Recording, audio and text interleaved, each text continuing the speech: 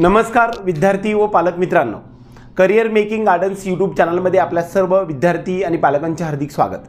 आज आपण एक विषय घेणार आहे, तो म्हणजे महाराष्ट्र राज्यामध्ये वेगवेगळ्या मेडिकल सायन्सेस असतील किंवा इतर कोर्सेससाठी ॲडमिशन घेण्यासाठी आपल्याला कास्ट व्हॅलिडिटी सर्टिफिकेट लागत असते। त्याला आपण कास्ट व्हॅलिडिटी म्हणजेच जात पडताळणी प्रमाणपत्र असं म्हणतो।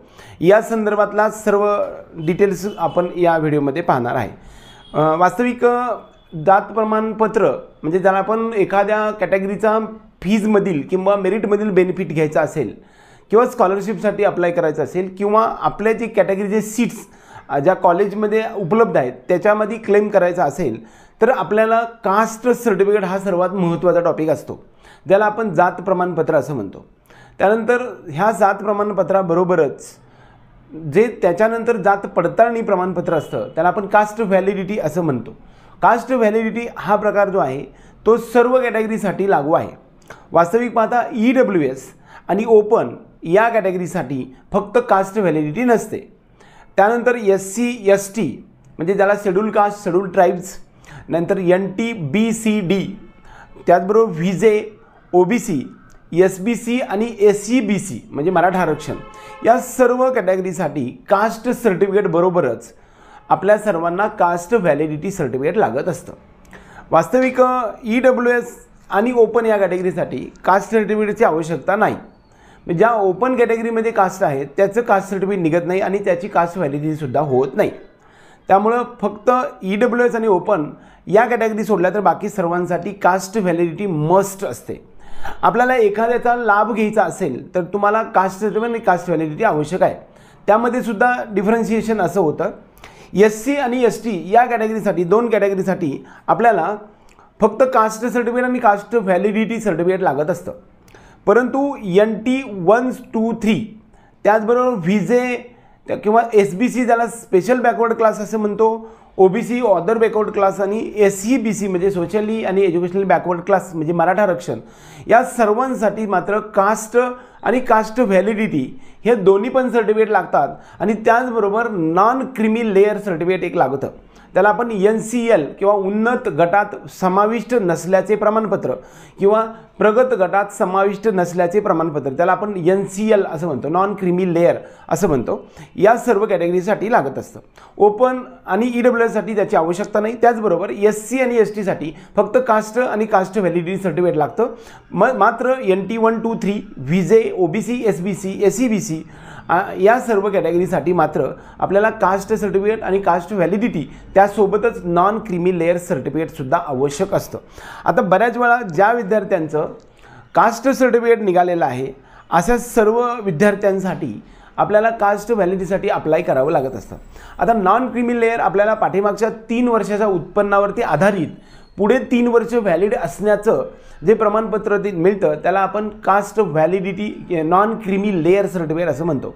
उदाहरणार्थ 1 एप्रिल 2025च्या नंतर जर तुम्ही काढायला घेतलेलं असेल तर पाठीमागच्या 2023-24 आणि 22-23-24च्या तिन्ही वर्षाचा उत्पन्नाचा दाखला आपल्याला तलाठ्याकडून किंवा तहसीलदारकडून किंवा जे ॲप्रोप्रिएट अथॉरिटी आहे त्याच्याकडून घ्यावी लागेल। आणि या उत्पन्नाच्या आधारित आपल्याला नॉन क्रिमी लेअर सर्टिफिकेट हे आज म्हणजे 1 एप्रिल 2025च्या नंतर जर काढलेलं असेल तर ते 2027 पर्यंत व्हॅलिड असणारं सर्टिफिकेट आपल्याला मिळत असते। नॉन क्रिमी लेअर सर्टिफिकेट हे पाठीमागे 2 वर्षापर्यंत म्हणजे त्याची व्हॅलिडिटी 3 वर्षासाठी असते। ज्या विद्यार्थ्यांना 2025मध्ये ॲडमिशन घ्यायचं आहे अशा विद्यार्थ्यांसाठी नॉन क्रिमी लेअरची व्हॅलिडिटी जी आहे ती व्हॅलिडिटी आपल्याला 31 मार्च 2026 पर्यंत असणं गरजेचं आहे कमीत कमी। त्याच्या पुढे म्हणजे 2026ला कंपल्सरी असली पाहिजे, 2027-28 पर्यंत असेल तरी काही अडचण येत नाही। दुसरा महत्त्वाचा मुद्दा, कास्ट व्हॅलिडिटी हे सर्टिफिकेट जे आहे ते कास्ट सर्टिफिकेटच्या नंतर आणि नॉन क्रिमी लेअर नंतर तुम्हाला ज्या ठिकाणी 11वी-12वी तुमची शाळा झालेली आहे त्या ठिकाणावरून एक तुम्हाला 18A नंबरचा फॉर्म भरून ऑनलाईन अप्लाय करावा लागतो आणि समाज कल्याण ऑफिस आपल्या जिल्हा लेवलला असतं। त्या ठिकाणी हे सर्व ओरिजिनल डॉक्युमेंट जमा केल्यानंतर तुम्हाला 15 ते 45 दिवसामध्ये कास्ट व्हॅलिडिटी सर्टिफिकेट मिळत असतं। बऱ्याच वेळा कास्ट व्हॅलिडिटी सर्टिफिकेट जर तुमच्याकडे नसेल तर तुम्ही जी क्लेम केलेली कॅटेगरी आहे ती तुम्हाला म्हणजे त्याचा लाभ घेता येत नाही। SC आणि ST कॅटेगरीमध्ये काही विद्यार्थ्यांना कास्ट सर्टिफिकेट मिळत असते पण कास्ट व्हॅलिडिटी होत नाही, म्हणजे जात पडताळणी होत नाही. अशा विद्यार्थ्यांसाठी SC STचा लाभ घेता येत नाही, त्यांना डायरेक्ट OBC ओपन कॅटेगरीमध्ये जावं लागत असतं, हे लक्षात ठेवा. त्याचबरोबर VJ NT BCD OBC SBC SCBC या सर्व कॅटेगरीच्या विद्यार्थ्यांना मात्र कास्ट सर्टिफिकेट बरोबर नॉन क्रीमी लेअर सर्टिफिकेट आणि कास्ट व्हॅलिडिटी सुद्धा आवश्यक आहे. बऱ्याच वेळा कास्ट व्हॅलिडिटी सर्टिफिकेट जर एखाद्या विद्यार्थ्याकडे नसेल तर मात्र त्यांना त्या कॅटेगरीचा लाभ घेता येत नाही. आता बऱ्याच वेळा काय होतं, परीक्षेच्या वेळेस फॉर्म भरताना, म्हणजे परीक्षेच्या आपण ज्यावेळेस फॉर्म भरतो त्यावेळेस आपल्याकडे कास्ट व्हॅलिडिटी नसते तरीसुद्धा चालू शकतं. ज्यावेळेस आपल्याला प्रत्यक्ष प्रवेश प्रक्रिया सुरू होते त्यावेळेस आपल्याला caste certificate, non creamy layer आणि कास्ट व्हॅलिडिटी हे तिन्ही सर्टिफिकेट असणं आवश्यक आहे. पण कदाचित जर त्यावेळेस तुमच्याकडे नसेल, उदाहरणार्थ CET सेलकडे आपण रजिस्ट्रेशन करायला गेलो आणि करत असताना तुमच्याकडे कास्ट सर्टिफिकेट, कास्ट व्हॅलिडिटी आणि नॉन क्रीमी लेअरपैकी एखादं सर्टिफिकेट नसेल आणि अप्लाय केलेली पावती असेल तरीसुद्धा तुम्हाला त्या ठिकाणी रजिस्ट्रेशन पूर्ण प्रक्रिया होऊ शकते. परंतु ज्यावेळेस प्रत्यक्षात तुमचं सिलेक्शन होतं आणि सिलेक्शन झाल्यानंतर कॉलेजवरती गेल्यानंतर पहिल्यांदा तुमचे डॉक्युमेंट व्हेरिफिकेशन केलं जातं. उदाहरणार्थ तुमचं X ह्या कॉलेजमध्ये सिलेक्शन झालं आणि जर समजा तुम्हाला तुमच्या कॅटेगरीनुसार तुम्हाला सीट मिळालेलं असेल तर तुम्ही प्रत्यक्षात ज्यावेळेस कॉलेजवरती सर्व जे काय आपल्या फीजचा डिमांड ड्राफ्ट आणि ओरिजिनल डॉक्युमेंट आणि झेरॉक्स घेऊन प्रत्यक्ष विद्यार्थी ज्यावेळेस कॉलेज लेवलवरती जातो त्यावेळेस त्या ठिकाणी मात्र डॉक्युमेंट व्हेरिफिकेशन केलं जातं आणि ह्या डॉक्युमेंट व्हेरिफिकेशन केल्यानंतरच तुमचा जो क्लेम आहे तो गृहीत धरला जातो. कदाचित ॲडमिशनच्या घेत्याच्या वेळी तुमच्याकडे कास्ट सर्टिफिकेट असेल, नॉन क्रीमी लेअर असेल किंवा कास्ट व्हॅलिडिटी नसेल तर तुमचं ॲडमिशन कॅन्सल होऊन तुमची कॅटेगरी जी आहे ती ओपनमध्ये होत असते. त्यामुळं ज्या दिवशी तुम्ही ॲडमिशन घेत आहे, सिलेक्शन होत आहे, तोपर्यंत तुमचं कास्ट व्हॅलिडिटी होणं आवश्यक आहे.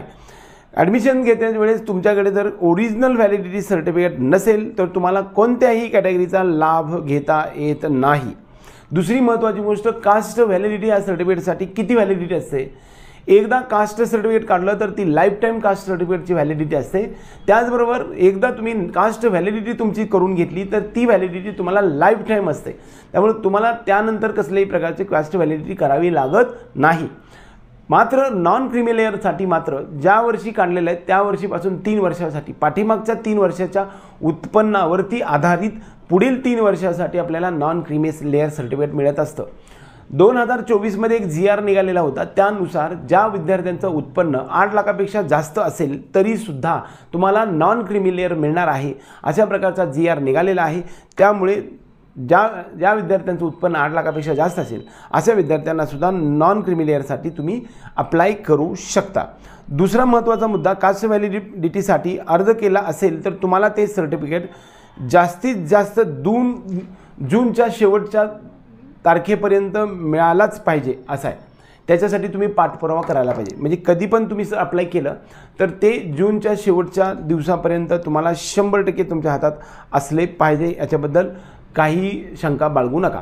नसेल तर तुम्ही त्याच्यासाठी व्हॅलिडिटीसाठी पाठपुरावा करू शकता. बऱ्याच वेळा ॲडमिशनच्या वेळेस तुमच्याकडे नसेल तर तुमची पावती असेल तरीसुद्धा चालू शकतं. कास्ट व्हॅलिडिटीमध्ये 2 प्रकार आहेत. एक तर सेंट्रलसाठी, आता आपण जर पाहायला गेलं तर SC आणि ST हे स्टेटमध्ये ज्या कॅटेगरी आहेत ते सुद्धा सेंट्रलमध्ये म्हणजे राज्यामध्ये आणि देशामध्ये केंद्रामध्ये दोन्हीकडे पण आपल्याला SC ST सेम कॅटेगरीमध्ये येतात.